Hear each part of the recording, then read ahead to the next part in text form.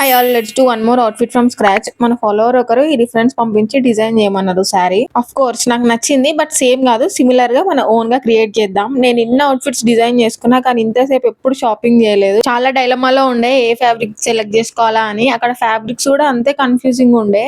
Too many options ఉన్న ప్రాబ్లమే అనిపించింది. ఇంకా లాస్ట్ కి నాకు కావాల్సిన ఫ్యాబ్రిక్ సెలెక్ట్ చేసేసుకున్నా. ఇంకా అంతా సెట్ అయింది అని అనుకుంటే ప్రైస్ ఏమో టూ మచ్ చెప్తున్నారు. ఇంక ఇంతగానం సెలెక్ట్ చేసినాక పర్చేస్ చేయకపోతే ఎట్లా అని తీసుకుంటున్నా. ఆల్రెడీ చాలా ఖర్చు అవుతుంది అని చూస్తుంటే ఆయన ఇంకేమో సోది చెప్తున్నాడు. నా ఎక్స్ప్రెషన్స్ చూడండి. బ్లౌజ్ కి నేను ఫుల్ హ్యాండ్స్ కుట్టించుకుందాం అనుకుంటున్నా. సో దానికి 1 మీటర్ సరిపోదు, అందుకే 1.5 మీటర్ తీసుకున్నా. ఈ మెరూన్ కలర్ ది కూడా తీసుకున్నా, అది బార్డర్ కోసం. సో ఇది అన్నమాట నేను తీసుకున్న శారీ. 5.5 మీటర్స్ తీసుకున్నా. ఇది సాఫ్ట్ గ్లాస్ టిష్యూ శారీ, మస్తు షైన్ అవుతుంది.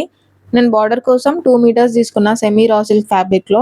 2 సైడ్స్ కి 2 మీటర్స్ పడుతుంది. బ్లౌజ్ ఫ్యాబ్రిక్ కూడా టిష్యూ ఇట్లా జంగల్ థీమ్ వచ్చింది. ఇంటికి వచ్చి చూసేదాకా నాకు కూడా తెలియదు జంగల్ థీమ్ ఉంది అని. ఇంకా జంగిల్ మొత్తం మన చేతుల్లోనే అన్నమాట. ఇంకా శారీకి టాజల్స్ కూడా తీసుకున్నా ఈ కలర్ లో. మొత్తం శారీ రెడీ అయ్యాక తెలుస్తుంది దీనిలో. Wait for it. ఈ మెరూన్ కలర్ బార్డర్ కి అండ్ శారీకి మిడిల్ లో ఒక లేస్ వేస్తే బాగుంటదని అనిపిస్తుంది. సో తీసుకుంటా అది కూడా. బ్లౌజ్ కి లైనింగ్ కొంచెం డార్క్ కలర్ వేస్తేనే సూట్ అవుతుంది అని అనిపిస్తుంది. సో అది సెలెక్ట్ చేసుకున్నా. మనం వేసే లైనింగ్ తో ఒరిజినల్ లుక్ మారుతుంది అనమాట. అందుకే బ్లౌజ్ కి హై నెక్ కోసం నేను ఈ జిప్ తీసుకున్నా. ఫైనల్ అవుట్పుట్ పార్ట్ 2 లో పోస్ట్ చేస్తా. So don't forget to follow.